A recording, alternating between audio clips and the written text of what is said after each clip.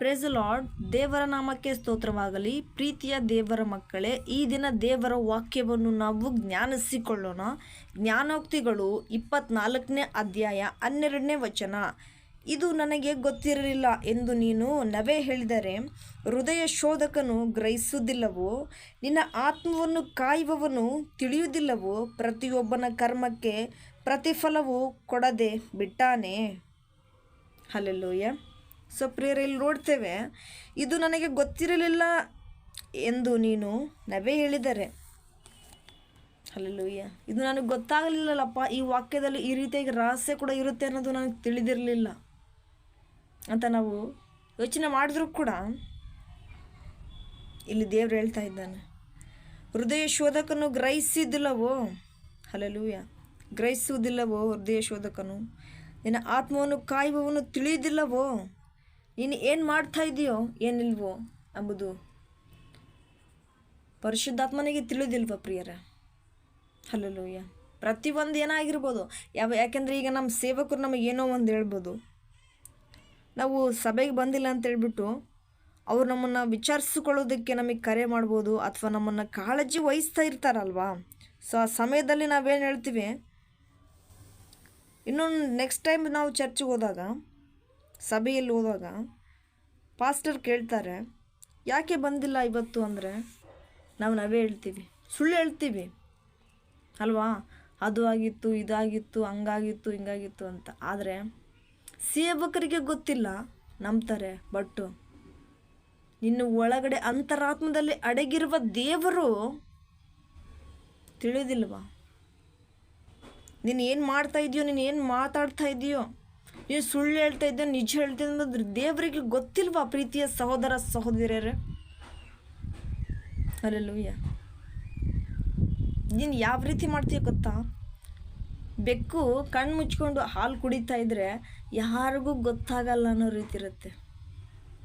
ಆದರೆ ಇಡೀ ಪ್ರಪಂಚಕ್ಕೇ ತಿಳಿದಿರುತ್ತೆ.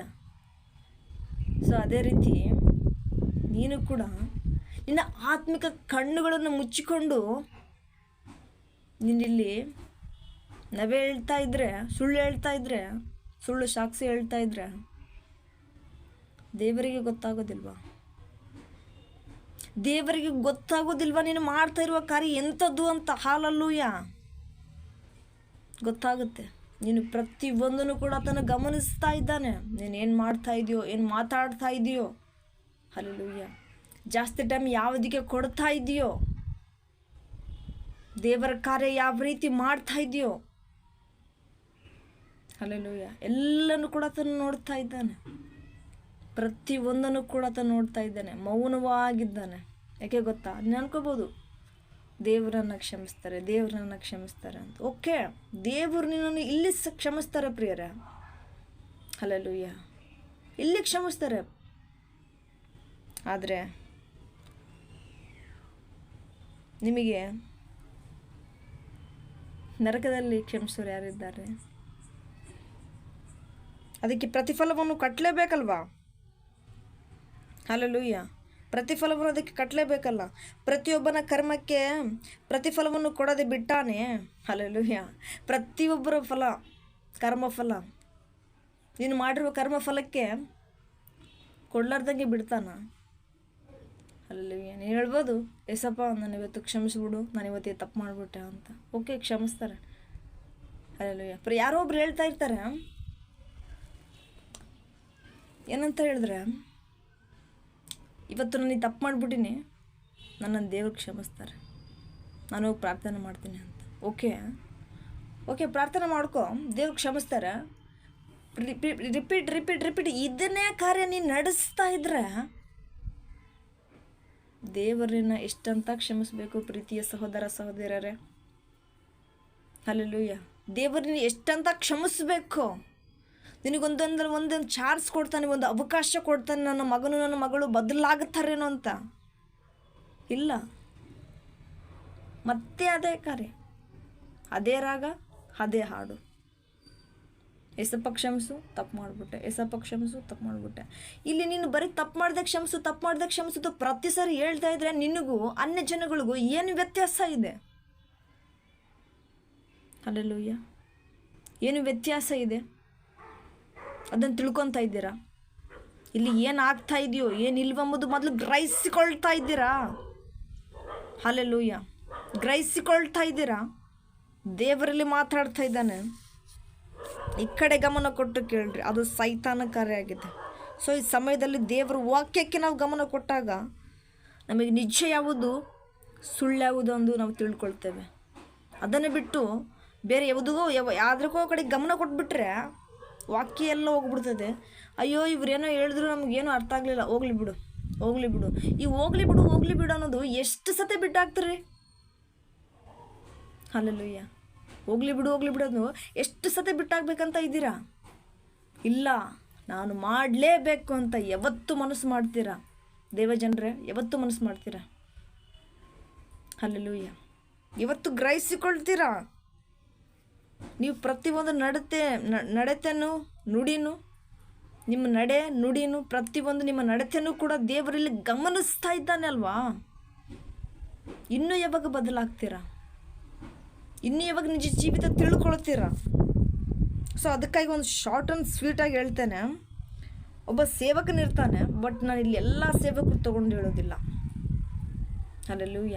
ಎಲ್ಲ ಸೇವಕರು ನಾನು ತೊಗೊಂಡು ಹೇಳೋದಿಲ್ಲ. ಯಾಕೆಂದರೆ ಪ್ರತಿಯೊಬ್ಬ ಸೇವಕರು ಕೂಡ ನಮ್ಮನ್ನು ಆರೈಸ್ತಾರೆ, ನಮ್ಮ ಕಾಳಜಿ ವಹಿಸ್ತಾರೆ. ನಮ್ಮನ್ನು ಇವತ್ತು ಬಂದಿಲ್ಲ ನಾಳೆ ಬಂದಿಲ್ಲ ಅಂದರೆ ಅಯ್ಯೋ ಯಾಕೆ ಬಂದಿಲ್ಲ ಏನಾಯ್ತು ಅನ್ಕೋತೀನಿ ಅಂತೇಳಿ ನಮಗೆ ಕರೆ ಮಾಡಿಬಿಟ್ಟು ಕಾಲ್ ಮಾಡಿಬಿಟ್ಟು ಏನಾಯ್ತು ನಿಮ್ಮ ಸಮಸ್ಯೆ ಏನಾಗಿದೆ ಅಂತ ಕೇಳ್ತಾರೆ.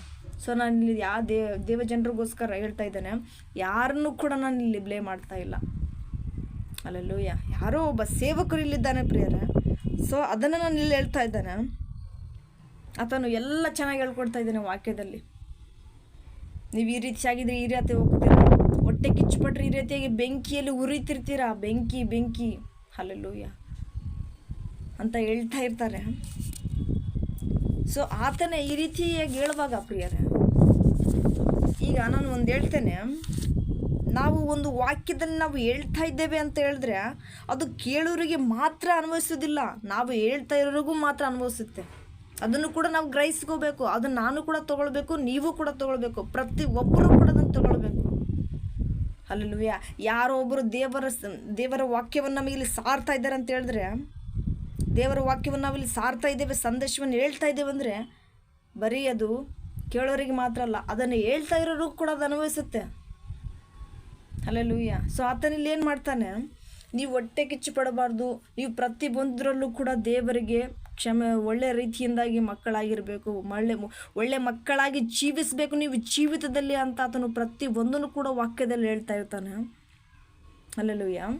ಸೊ ಆ ಸಮಯದಲ್ಲಿ ಬೇರೆ ಸೇವಕರೊಬ್ಬ ಅಲ್ಲಿಗೆ ಎಂಟ್ರಿ ಕೊಡ್ತಾರೆ. ಆಗ ಮನಸ್ಸಲ್ಲಿ ಏನಂತ ಅಂದ್ಕೊಳ್ತಾನೆ ಗೊತ್ತಾ? ಹಲ್ಲೆಲೂಯ. ಅಯ್ಯೋ ಇವರು ಬಂದುಬಿಟ್ರಲ್ಲಪ್ಪ, ನನ್ನ ದುಡ್ಡಿಗೆ ಕತ್ರಿ ಬಿದ್ದುಬಿಡ್ತು.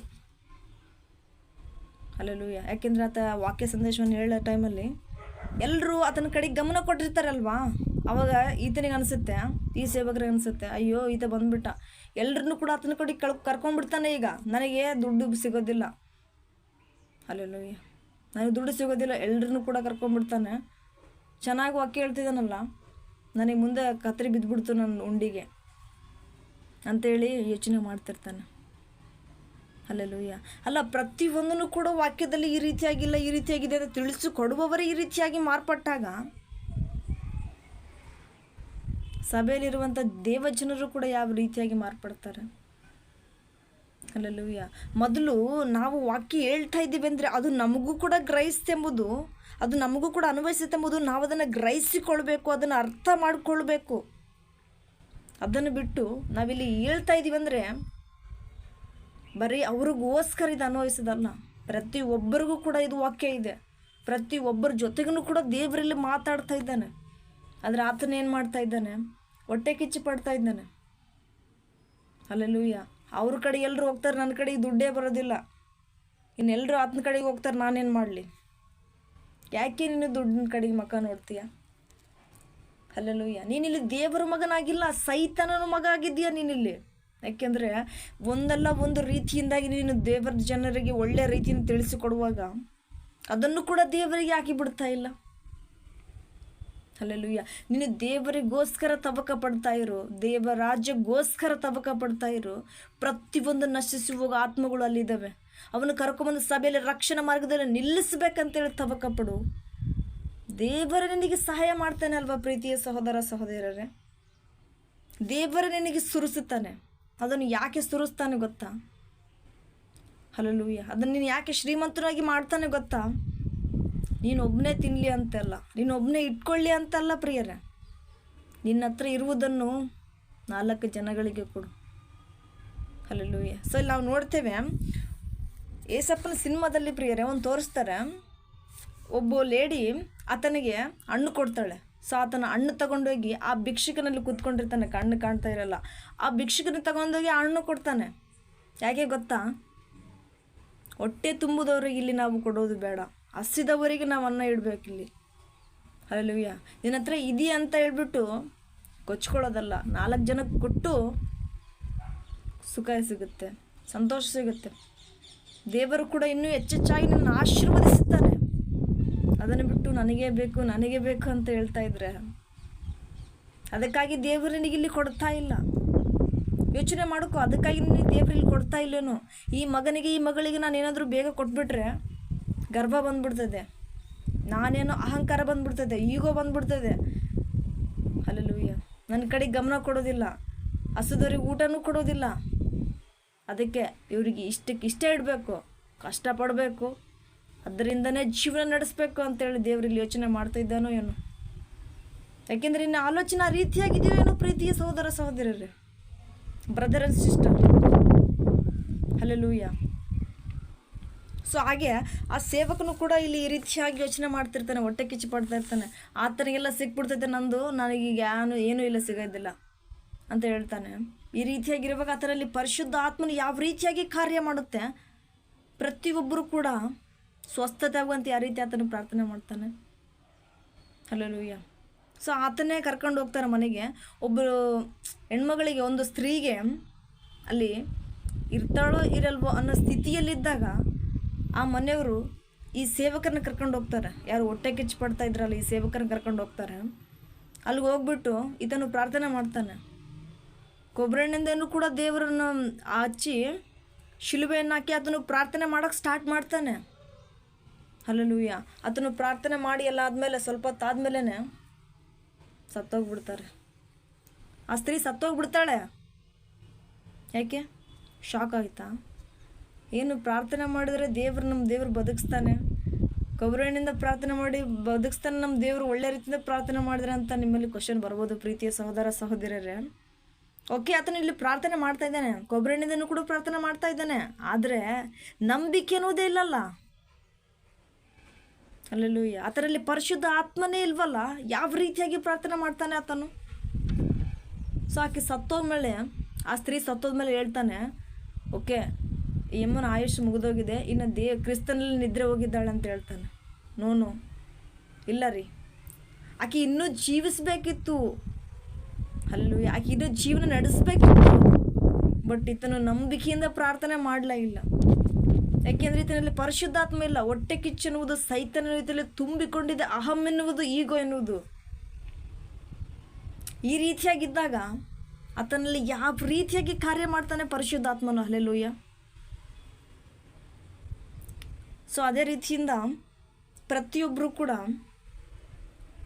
ಸಭೆಯಲ್ಲಿ ಹೋಗ್ತಾ ಇರ್ತಾರೆ, ಆತನು ಪ್ರಾರ್ಥನೆ ಮಾಡ್ತಾ ಇರ್ತಾನೆ. ಪ್ರತಿಯೊಬ್ಬರಿಗೂ ಕೂಡ ಆತನು ಪ್ರಾರ್ಥನೆ ಮಾಡ್ತಾನೆ, ಕೊಬ್ಬರೆಣ್ಣಿಂದ ಪ್ರಾರ್ಥನೆ ಮಾಡ್ತಾನೆ. ಓಕೆ, ಕೊಬ್ಬರೆಣ್ಣಿಂದ ಪ್ರಾರ್ಥನೆ ಮಾಡ್ತಾನಲ್ಲ, ಎಲ್ರಿಗೂ ಕೂಡ ದೇವಜನರಿಗೆ ಗೊತ್ತಾಗಿರುತ್ತೆ. ಓಕೆ, ನಮ್ಮ ಪಾಸ್ಟ್ರು ಪ್ರಾರ್ಥನೆ ಮಾಡ್ತಾ ಇದ್ದಾರೆ, ನಾವು ಕೂಡ ಯಾರಿಗಾದರೂ ಏನಾದರೂ ಆಗಲಿ ಪ್ರಾರ್ಥನೆ ಮಾಡೋಣ ಅಂತ. ಪ್ರಾರ್ಥನೆ ಮಾಡು ಅಂತ ಹೇಳ್ಕೊಟ್ಟಿದ್ಯಾ? ಯಾವ ರೀತಿಯಾಗಿ ನಂಬಿಕೆಯಿಂದ ಪ್ರಾರ್ಥನೆ ಮಾಡಬೇಕು ಅದೆಂಬುದು ತಿಳಿಸಿಕೊಟ್ಟಿದೆಯಾ? ಹಲ್ಲೆಲೂಯಾ. ಯಾವ ರೀತಿಯಾಗಿಂದ ದೇವಜನರಿಗೆ ಯಾವ ರೀತಿ ನೀನು ಪ್ರಾರ್ಥನೆ ಮಾಡ್ತೀಯೋ ಆ ರೀತಿ ಸ್ವಸ್ಥತೆ ಹೊಂದುವಂತೆ ಅವ್ರಿಗೂ ಕೂಡ ನೀನು ತಿಳಿಸಿಕೊಟ್ಟು ಪ್ರಾರ್ಥನೆ ಮಾಡ್ತಾ ಇದ್ದೀಯಾ? ಅಥವಾ ಬೇಕಾಬಿಟ್ಟಿಯಾಗಿ ಪ್ರಾರ್ಥನೆ ಮಾಡ್ತಾ ಇದೆಯಾ ಅಲ್ವಾ?